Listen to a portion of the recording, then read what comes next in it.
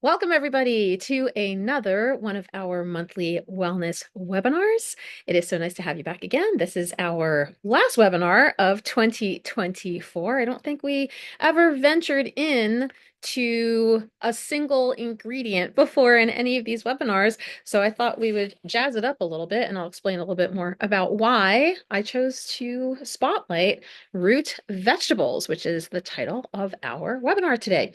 Some of the things I hope you take away from this and all of the other things that we present to you in these wellness webinars are hopefully going to help you with navigating some things in your food and nutrition world. So for today's objectives, we have discussing some of the health benefits of root vegetables, incorporating those into our meals, into our diets. Also some shopping information about what you're looking for when it comes to seasonal produce, and also creating hopefully easy and affordable recipes for yourself. So we are going to kick off with, as usual, just some housekeeping information. As I'm sure you heard as you entered into the webinar, the announcement that this session is being recorded. And that is because these are live and a lot of people sign up, but sometimes people do not attend the live webinar. So we record all of these and we send out a link after the fact so that you can view this at your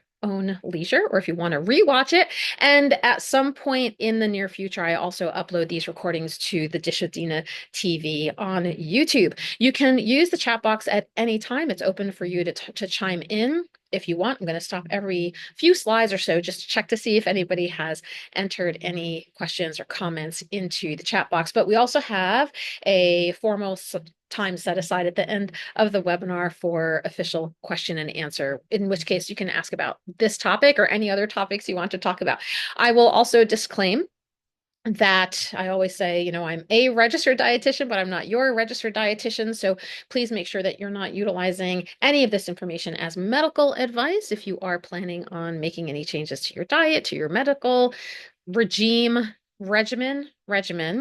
fitness, activities, etc., please make sure that you do get clearance from your medical doctor or your healthcare professionals. And last but not least, as I said, we're going to send out a follow-up email with the link to this recording. We also send out a link to a quick survey so that you can provide us with some feedback that we can use to improve or to create some of the upcoming features and content that we'll be putting together in the new year for 2025. Just as a also disclaimer here, as you know, when you sign up and you register for these webinars, we do collect your email information, which is why we send information out like that, and you will receive some of our newsletters going forward as well. Right now, I only send things out about once a month, but if that gets to be a little too much for you, or you're not interested in staying on as an email newsletter subscriber, you can always unsubscribe at any time. All right, let's get started with a little bit about who I am in case you've never met me before. Hello and welcome. I am Dina D'Alessandro. I am a registered dietitian, nutritionist. I work here in New York City and also sometimes in New Jersey, and also in the more virtual space across the country, across the globe. I'm also affiliated with Lehman College up here in the Bronx in New York City, where that's actually where I did all of my undergraduate, my second degree undergraduate and graduate studies, and also my internship to get credentialed as a dietitian. And I'm very grateful that they offered me a couple of jobs there. I am the adjunct lecturer in the health sciences department, where I teach undergraduate and graduate nutrition sciences to a variety of students. I've been doing that now for 6 years, I think. And I've also been the campus dietitian, campus nutritionist at the Student Health Center as well. You can find me, as I said before, in a virtual space called Dish with Dina. That is the platform that now officially trademarked platform that I have been going by for gosh, 20, I don't know, 10, 11 something years ago. And that is a website. And like I said, a YouTube channel, and there's a podcast, and there's a whole bunch of things on social media that I try to engage and provide free content, and also some, low cost items as well for people to to have things accessible to them. I've also been trained by the Centers for Disease Control and Prevention in their Prevent Type 2 diabetes curriculum. So I do a lot of lifestyle coaching for people who are trying to prevent that disease from happening, or if they've been diagnosed with pre-diabetes.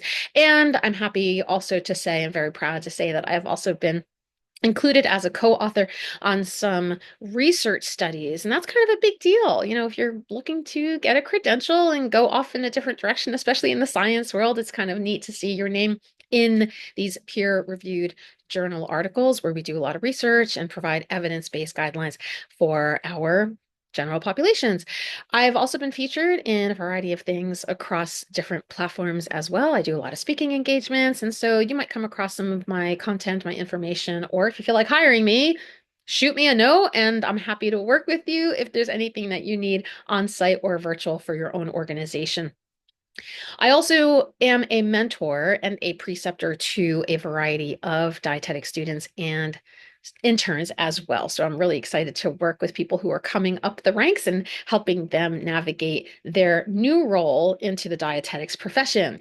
All right, let's get started with our topic of today, of this month. So root vegetables. We're talking about vegetable groups. These are known as, in the more botanical sense, what are known as storage organs. I'm going to give a little bit of a refresher here when it comes to the form of carbohydrates. If you remember, I think a few months ago, we talked about macro and micronutrients, and our macronutrients are carbs and fats and proteins. So in the case of what we're talking about today with root vegetables, and generally speaking, vegetable groups, we have what are known as the storage form of carbohydrates. We have fiber, which is usually non-digestible, so it goes in one end and comes out the other. We also have a variety of starches. So if you hear the term starchy vegetables, this is what you kind of refer to as things like your tubers, your potatoes, etc. And also the sugar molecule. So in the form of glucose, that's usually where we see our plant foods, and that is our body's main source of energy. So we really do encourage you to eat your carbohydrates, and we'll talk a little bit too about how we get a variety of those into our diet. And we also look at diversifying and creating balanced diets. And you can always go back to some of our past webinars to learn a little bit more about that. So I wanted to share here, as you can see on that bottom list of bullets, when it comes to how vegetables are classified, we're looking at what is considered the edible part of the plant. So you can see things that are classified as leaves or leafy items, and that would be an example of that would be lettuce. Stalk vegetables, like an example of celery. Root vegetables, which is what our focus is on today, something like a carrot. We also have tubers, like a potato, bulbs, which is an example of that would be an onion, and then flower edible parts of the plant would be the flower part, which is something like broccoli. I also wanted to share here too, in kind of the nutritional quality of, or the quantity or the quality of things, of how that sometimes is recognized too in the form of what you're seeing in front of you versus, say, other plant type of foods. So for an example, something like a sweet potato has about 114 calories per serving. So you have like about a cup of cubed sweet potato in a cup, and that's about 114 calories. In comparison, if you have something like a cup of kidney beans or black beans or even lentils, maybe that's about 200 and change calories there. Carbohydrate content for the sweet potato, the serving size of a sweet potato, is about 27 grams of carbs compared to the carbohydrate content of the serving of beans, which is about 40 grams of carbohydrates. Fiber content in a sweet potato, again, just using these as comparison examples, is about 4 grams of fiber in a sweet potato compared to 16 grams of fiber in beans. 2 grams of protein in a sweet potato, 15 grams of protein in a cup of beans. And the reason why I bring this up is because, again, we're talking about diversifying the diet. So you don't necessarily need to get all of your carbohydrates from one place, or you don't always have to focus on grain-based foods like oatmeals or cereals or pastas. You can mix things up because everything's kind of literally bringing to the table something different as far as their chemical structure and their nutritional makeup is concerned. And so the reason why I chose root vegetables for today's conversation is December is actually officially nationally root vegetable month. But I will share with you coming up soon that even though this is root vegetable month, root vegetables are usually available year round. So these come in all different shapes, sizes, and colors, and they provide a variety of important nutrients. Again, I'll share a little bit more about that coming soon. I also wanted to talk too, before I advance to the next slide, about the difference between vegetables and fruits. So again, speaking in more of like a botanical classification, fruits are classified as the flowering part of the plant. They usually contain seeds, while vegetables and other parts of the plants, like you see here, do not. Those are the leaves, the stems, and the roots.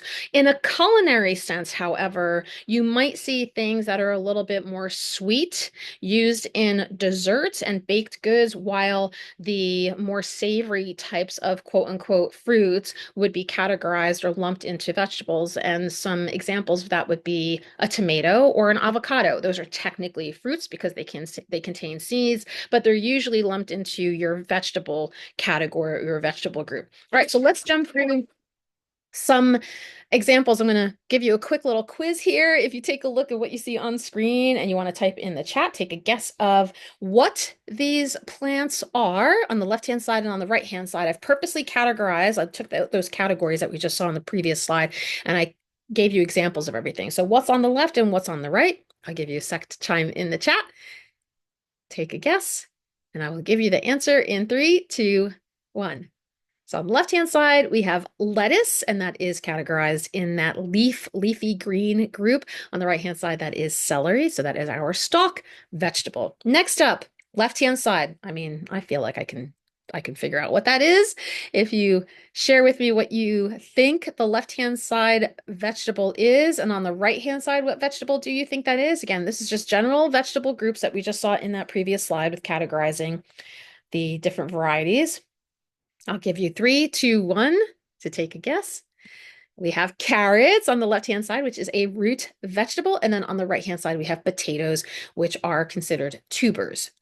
So again, you can kind of see the leafy greens popping up on top, but the edible part is that bottom part that you can see that you can't see underneath the dirt. Okay, left-hand side and right-hand side. Do either of those look familiar to you? You want to take a guess in the chat before I advance and tell you what the answers are to those. Left-hand side and right-hand side. You might be familiar with the right one. Maybe you're familiar with the left one too. And 3, 2, 1. Onion on the left. Actually, you can kind of see like a scallion-y type of looking green up above the ground, and that is considered a bulb vegetable. And on the right-hand side, we have broccoli, which is very popular, very familiar to a lot of us, and that is considered your flower vegetable. All right. I'm going to jump in here in the next set of slides to provide you with some examples of these root vegetables and what they all bring as far as the variety, the different properties of them, and also their nutritional benefits. So like I said, we're talking about creating diversification and balancing things out. And you'll see shortly some of the things that are available currently in season and what we have available to us in the month of December. But let's take a look at some of these things. Maybe you've already utilized some of these in some of your meals. Maybe you haven't. So things like beets. Beets come in a variety of either a red or a golden color. They're usually very earthy, as most root vegetables would, because they're grown in the ground, but they're also used as a sweetness factor too, so they're naturally sweet. They also contain a variety of vitamins and minerals like folate and riboflavin and potassium and manganese, which I have written down here just in some of my notes because sometimes I forget what these things do and are. But just to give you an example, when people are explaining things like vitamins and minerals, and you're like, okay, great. So, well, the issue there is, let's figure out what it is that these things do. So folate, I don't know if we talked about folate in any of our webinars, folate and folic acid. Maybe we talked about that a while back, but folate is what helps our tissues grow and our cells function. So it's quite prevalent and critical, especially in the early stages of life, that we have enough folate and folic acid working so that we can develop our bodies. It also works in conjunction with vitamins B12 and C to help the body break down and utilize and create new proteins. And then we also have something like potassium. Potassium is a mineral that helps with helping our nerves and our muscles function. It helps our heart function as well. So I bring these things up because it's possible that if you are currently eating or following a particular diet And, usually, generally speaking, I'm always going to say, yeah, vegetables are a great inclusion, but depending on the variety of what you have or the amount of things that you are eating. So if you're constantly putting certain foods in rotation over and over again, it's possible there might be you might need to be a little bit aware if you are taking certain medications or if you are managing certain chronic conditions, that there could be some interaction in there, or you might have to limit or avoid certain vitamins and minerals in your diet. So potassium happens to be one of those things that if you're managing something like chronic kidney disease in the later stages, you might have to be a little bit more conscientious or limit your intake of potassium. And most all vegetables are going to contain some version or some amount of that. And so it's just a matter of, again, kind of diversifying your diet and including things that may or may not play a role and having that balance so that in the course of a day you have a wide variety of things that you're combining and you're getting a little bit of everything that your body needs in order to do its functions. And I also think it's kind of neat, like the colors that they bring in. The colors are really representative of a lot of the nutritional value inside of that too. I don't know if we talked too deep into antioxidants a while back, but some of the colors that you'll see, the more vibrant colors that you see in some of these produce items are also indicative of the chemical substances that are in them too, those cellular protective substances that are known as antioxidants. Manganese that doesn't come up a lot in conversations, does it? Manganese helps in bone formation, helping us with strong bones. It also helps with playing a role in blood clotting and also reducing inflammation. So again, sharing with you a little bit of literally the inside structure of what these vegetables are bringing to your diet and how they help with all of the cellular functions that you need throughout the course of every day. Moving on to carrots. So you might be very familiar with an orange carrot, but did you know that carrots also come in purple and white and yellow, and they're a great source of vitamin A. Vitamin A does help with, you might know it mostly as eye health, but it also helps with forming and maintaining healthy teeth and skeletal tissue and soft tissue and mucous membranes. It's really a great vitamin for a lot of different functions and cellular functions as well. And it also plays a role if you are working with the breastfeeding or pregnant population. There's a lot that is very critical when it comes to vitamin A. It can be a little bit on the toxic side, but usually when we talk about dosage and toxicity in the form of vitamins and minerals, we're usually talking about supplemental versions. It's very, very rare. I would probably venture to say not at all an issue if you are eating an excess amount of vegetables and vitamin A is accumulating. The only issue here, though, with carrots is carrots actually I can't remember the name of it, but you can turn orange. So it can infiltrate into your skin and your cells. It's not it's not a toxic thing. You can live with it and it's totally fine. But when you are eating a wide variety of orange foods that have this particular, tone in them, it's possible that you can take that into your skin and you can end up seeing an orange hue on you. Next up, we have cassava, also known as yuca. It is very similar to a potato. So some of these things can be eaten raw. This is one that cannot. So you don't want to do that. You want to make sure you're peeling the skin and cooking it well. And I'll share a little bit too coming up soon of different ways that we are cooking or preparing these vegetables. Next up, we have jicama. Jicama has a very similar flesh and kind of crispness to it, similar to apples. So it's very crisp and sweet. It does contain vitamin C and iron and vitamin 6 and again vitamin B6, and again I'm just going to share with you what that means because vitamins and minerals are great, but if you don't know what they do, then what's the point? So vitamin C, I think we just talked about with the cassava here too, that it contains vitamin C, which is needed for the growth and repair of tissues, and collagen. So it's used to help with skin and tendons and ligaments and helps healing wounds, and it helps with forming scar tissue. So very important factor to have there. And iron is essential to help us with making our proteins that are needed in our red blood cells, and it also helps carrying oxygen throughout our body as well. And then vitamin B6 helps with creating glucose in our body. So there's a pathway that is helping with metabolizing or creating new forms of carbohydrate, and vitamin B6 plays a role in that too, as it also does with keeping the nervous and immune systems functioning properly. And then the last thing on this slide we have is onions. Onions are a great additive to a lot of different recipes. They really bring in a wide variety of flavor, whether you're eating them raw, where there's that pungent crispness flavor to them, or if you are caramelizing them where you saute them for many, many minutes and they come really soft and nutty and sweet. They come in a variety of colors as well, red, yellow, or sweet. There are also different sizes available too.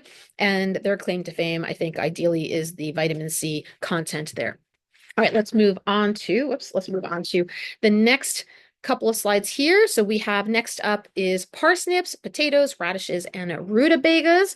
Again, maybe you've used some of these items in some of your diet already and some of your meals already. If not, we're going to introduce you to some of these things that you can find. As I said, definitely right now, seasonally speaking, December is root vegetable month, but these are usually available year round. So parsnips are very similar to carrots. As a matter of fact, you see the little cartoon picture there. It's a little bit of like a yellowish, whitish color. They do come in, they're very sweet in that sense as well. They can be utilized like that too. You can cook them down and create mash versions of them or eat them in a raw type of sense or a cooked or roasted type of sense too. They contain vitamin K. So vitamin K is the vitamin that is utilized to help with blood clotting so that we don't bleed to death if we get a cut or a wound or an injury. So it helps heal injuries. Now, however, if you are currently on something like warfarin, I believe, or Coumadin, I believe those are the two medicines that they'll sometimes say be careful of vitamin K intake because those are what are known as blood thinners. So they're helping, usually if you have like a heart issue or you're recovering from surgery, they'll probably give you something like that to help with reducing blood clots. And so vitamin K helps with blood clotting. So it kind of interacts the medication there. And it's not to say that you can't have it at all, but it's just being mindful again of how much of too much is anything when it comes to anything that we're eating. Zinc, did I talk about zinc already? So zinc is also important for skin health, immune function, cellular growth as well. And pantothenic acid is also known as vitamin B5, and that helps with supporting blood cell production and with metabolism, converting our food to energy. So, I mean, who knew, right? Who knew that these vegetables were such powerhouses when it comes to our cellular function? Potatoes.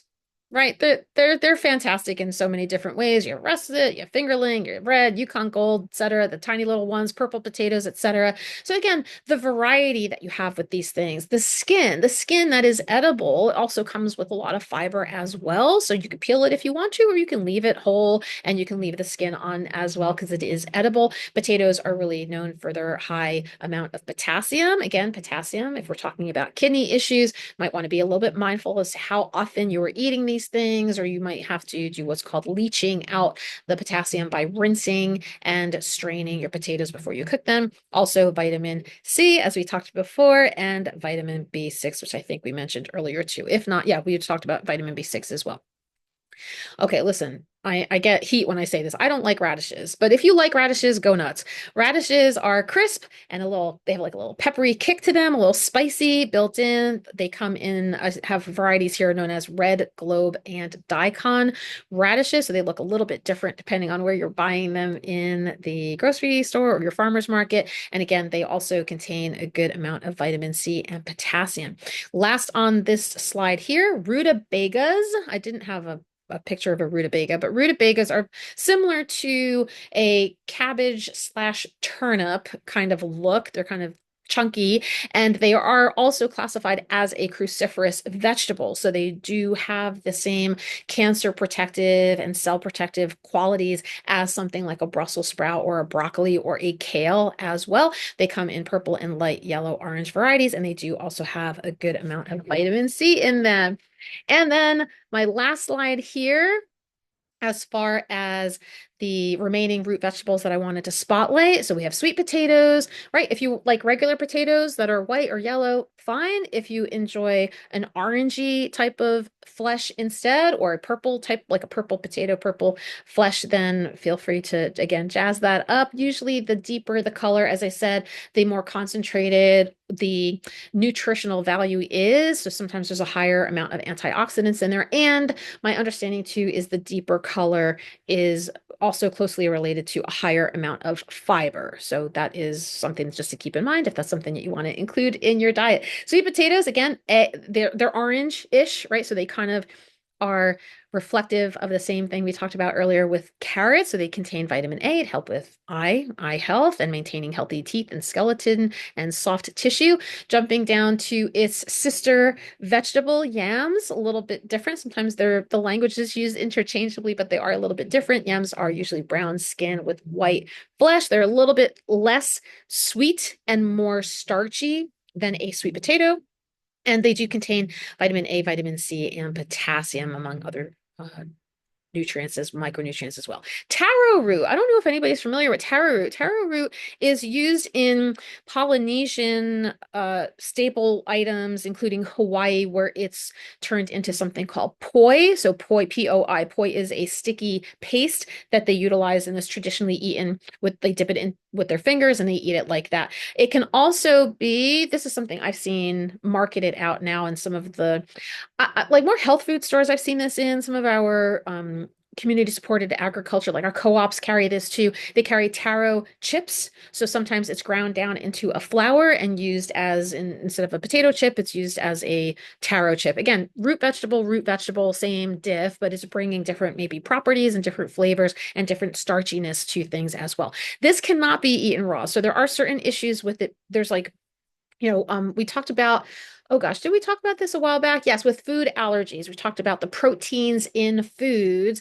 So kind of along the similar lines, certain plants, if you're eating them raw, there could be some toxic properties to them, but once you heat them and you cook them, you kill off those things that could be considered inedible, and then you can go ahead and feel safe to eat them. So in the case of taro root, we also have vitamin B6 and potassium are usually the two items that are a little bit more prevalent in the taro root. And then last but not least on here, we have turnips. Turnips can be raw, pickled, they can be whole or mashed. They also kind of look a little bit like a carrot too. So there's another cartoon figure that I have there on the side in kind of a whiter version. And the roots are also cooked and they can be served again, whole, mashed, etc. They can be used in soups and stews, wide variety of things, also very high in vitamin C. So I'm going to share with you here what is currently in season. So we are at the time of this recording, at the time of this webinar, we are in December, and there are a wide variety of foods. So I did a quick search online, and these are not all just focused on root vegetables. And I did this on purpose because I think this really gives you a great understanding of how you can mix and match some of your foods, especially you have a lot of plant-based, I think all of it's plant-based foods here. So some things go really well together. Like I love the taste of citrus and beets, right? So if I have a beet salad and I use some orange slices or clementine slices, that might be really visually beautiful to look at, very vibrant and rich in color, but then it's also bringing in a variety of different nutritional factors, and it's also got different textures and different flavors to it. So again, just kind of mixing and matching some things. Brussels sprouts we have here with maybe pomegranate seeds. That would be a cool combination as well. We have different types of green vegetables here like broccoli, celery, and leek, and you can maybe pair those up with something like cranberries or pears. Try to play around and experiment with different flavors and different textures and also different methods of cooking. So if you feel like putting in the chat right now, for those of you who are watching this live, or if you're watching the recording of this when it gets posted online, you can put in the comment or post a comment if you want to. If you have any preferences, like what are some things that you have eaten before? What have you never tried before? What are you looking to experiment with? I am looking through the list here. I think I've eaten almost everything. Artichokes are a little tough to figure out how to cook, so I don't usually eat those unless they are kind of jarred or canned with like just the leaves, or I eat them at a restaurant. Mushrooms are a big staple in this house. Anything like the pears and the apples, definitely we keep on hand a lot too. I love me some cruciferous vegetables. So Brussels sprouts for sure are prevalent in our home. I believe it or not, I don't love kale. I'm not a kale lover. It's a little too bitter and a little too hard for me. Even though, yes, I know you can cook it down and massage it with marinades and dressings and so on, but I'm just not a fan of kale, and that's okay. You don't have to. Oh, okay. Thank you, Angela, for chiming in. Yeah, so beets are something that I mean, you could eat them raw, but they're very, very hard and tough. They do a little bit better with marinating or roasting them, where you kind of really soften them up. And then they also come in different colors. Like you have golden variety, you have this deep red, kind of like hot pink variety as well. And they're naturally sweet, but they stain a ton. So make sure if you are using them that you are either cutting them on like a plastic cutting board or you're maybe using gloves just to keep them from staining your fingers or staining anything else that is on your countertop, etc. Let's see what else is on here. Collards, collard greens, or I do, like I said, I like leafy greens and I like my cruciferous vegetables and collards. To me, I would rather do a collard. It's a little softer and a little, I think, a little easier for me to manage as far as taste is concerned versus something like kale, but each their own. I'm not a fan of broccoli or cauliflower, so I rarely eat those things anymore. Yeah, you're welcome, Angela. Thank you for chiming in. Okay, let's take a look here.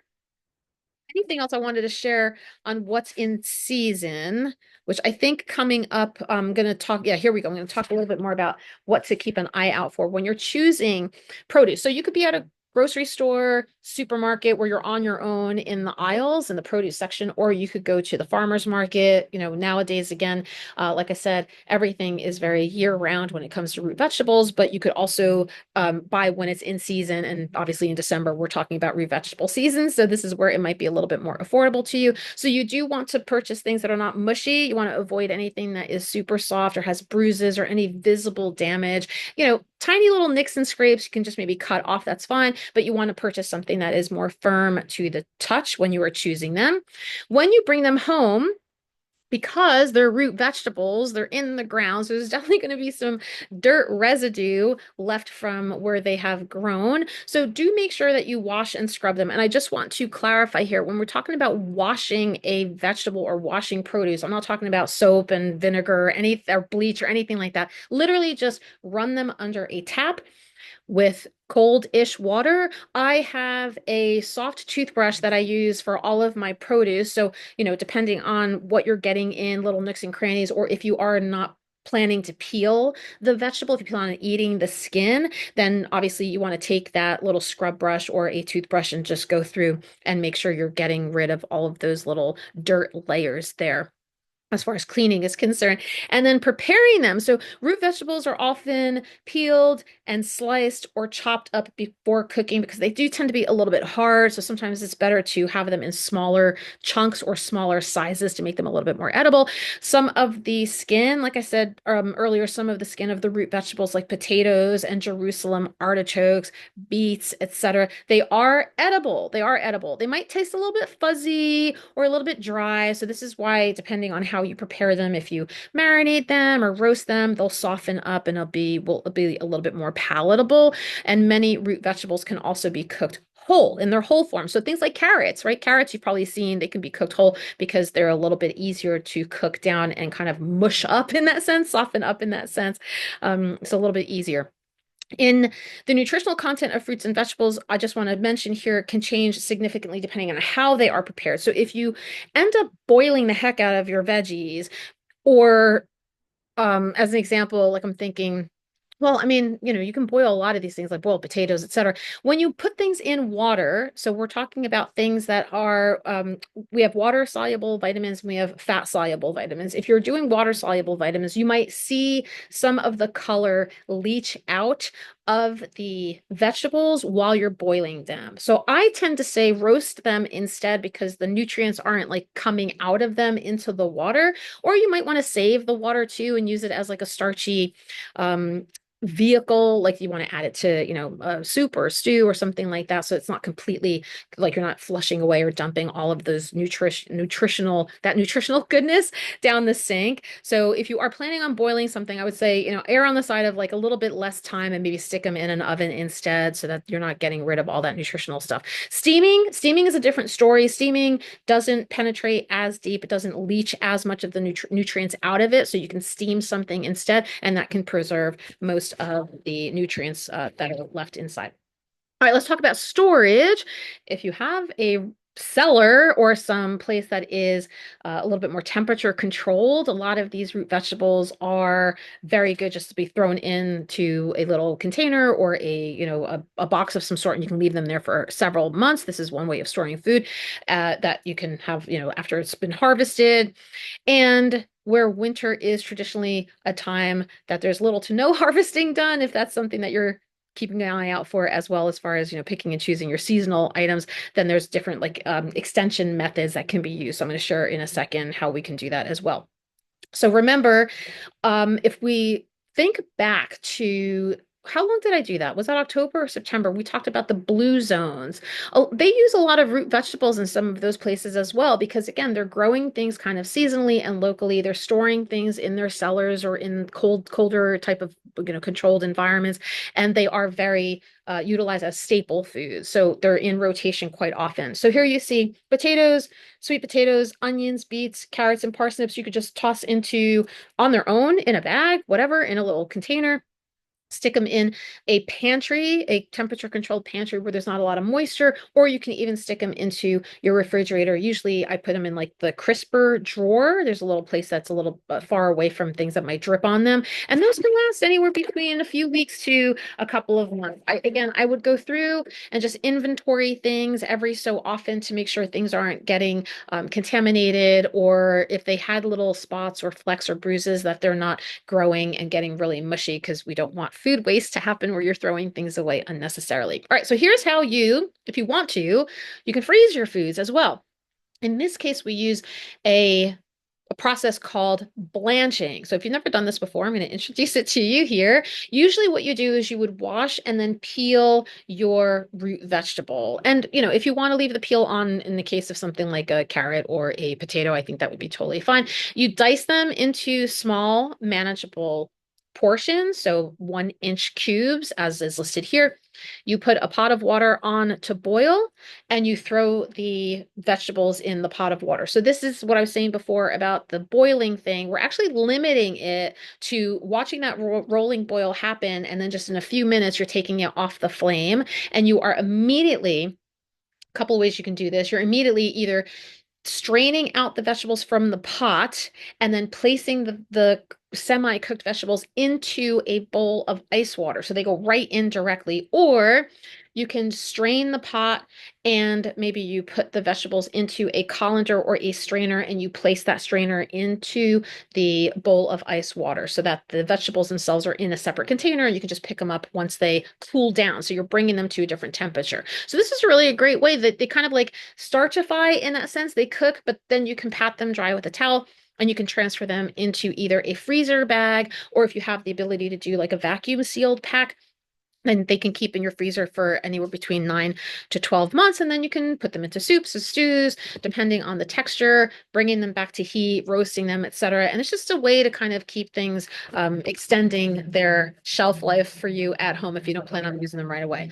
This here, I want to say we did this during I think it was March, when we talked about the sustainability and food waste discussion. I think we looked at, this is a government website. It's called the Food Keeper app. You can literally go on foodsafety.gov or just Google Food Keeper app, and you can look up information on here about how to store and keep things, like what the use by date is, the sell by date is, if you have things with labels on them, that's one thing where you can see it. But if not, you can check out the information that is listed here in this Food Keeper app, this online app that you can use, and you can understand how, when you might need to toss things, or how, again, the process that you can utilize in order to maintain or sustain the shelf life in that sense. Yeah, I think we did this in March. If you want to go back and watch any of our recordings on the YouTube channel in the wellness webinar playlist, we have some information on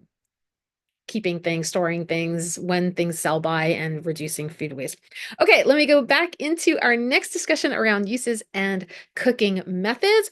So a wide variety of things here too. I'm not going into super detail because this isn't like a culinary class and I'm not doing a food demo on this webinar, but you can definitely look up, if you're not familiar with culinary cooking methods, you can definitely look up online. There's, we live in the age of, we're from the future. There's so much stuff that you can learn online, YouTube, etc., where you can watch what some of the directions are around roasting, boiling, baking, sauteing. So this is either you're putting things into a heat source, like an oven, or I mean, I don't even use my oven, honestly. I use my oven for storage, and I have a toaster oven, a countertop toaster oven, which is actually right behind me here on this counter. And we use that like we would an actual oven.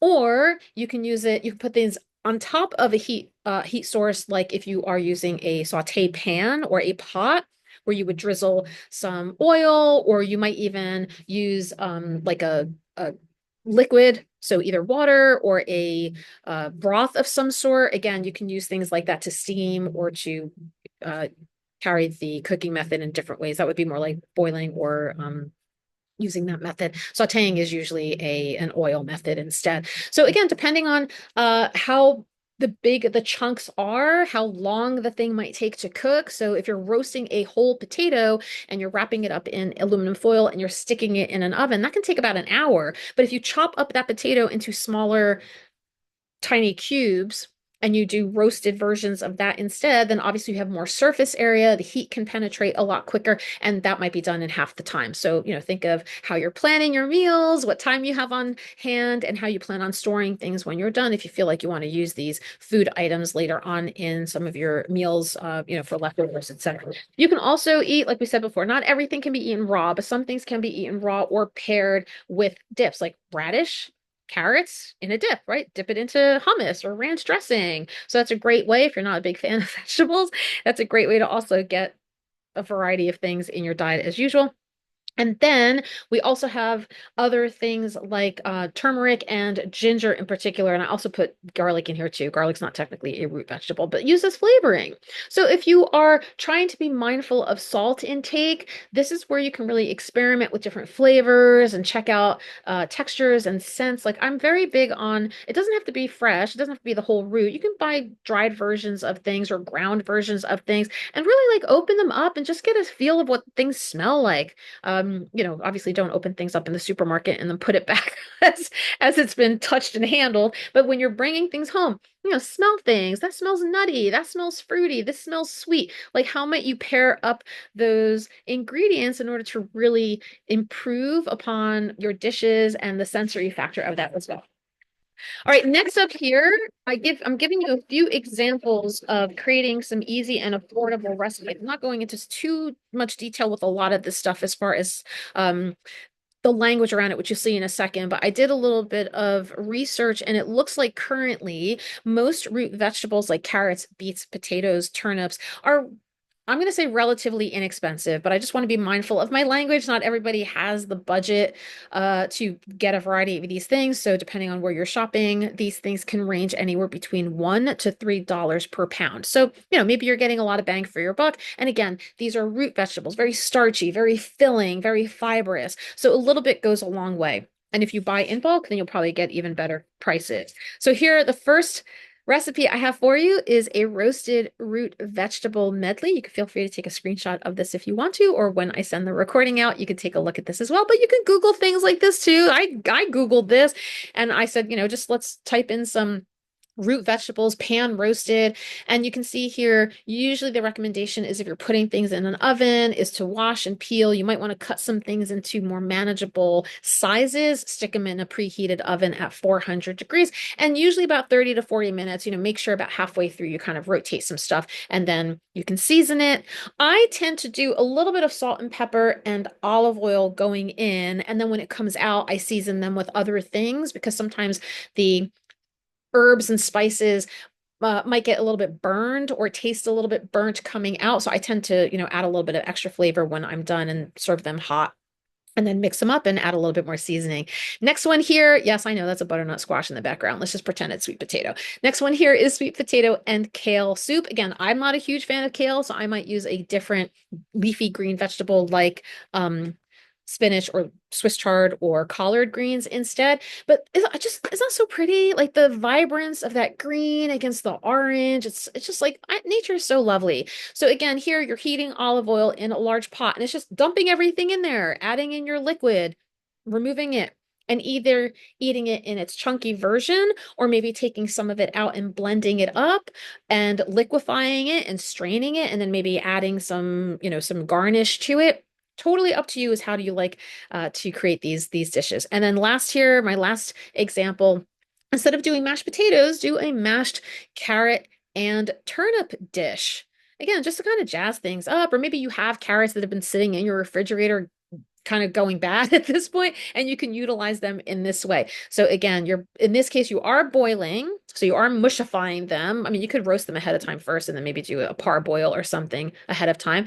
And then when they're ready to be soup, when they're tender to like fork, you can stick a fork them and they're super mushy. Again, I usually leave the skin on with these things. If you don't love seeing pieces of skin around, you can peel them first and then you mash them up, add a little butter, cream, salt, pepper. If you don't like butter, you can do something else. You can do a vegan version of like a margarine, or you can do a low-fat dairy product instead. Totally up to you. Almond milk, I've done almond milk in this stuff as well, just to kind of, again, make it a little bit smoother and then adjust the seasoning there as well. All right, I can't believe we're already almost at the end of our discussion today. So next steps, I always like asking, and if you feel like chiming in, you can, of what you want to start doing, keep doing, and stop doing. So if you want to start including more vegetables, whether it's any vegetable or root vegetable, maybe that's something that you look towards checking out what's in your market, going to see if there's any coupons available for something, making a meal plan for yourself. Are you already doing these things? Then keep doing it. If it's working for you, continue working on that. If you want to stop doing something, like maybe you want to stop buying soup that is already made and have a little bit more budget friendly, then maybe you want to stop doing that and you want to start making things at home. So think about some things that, some of the takeaways from today's conversation and where you might be able to plug things into your own life.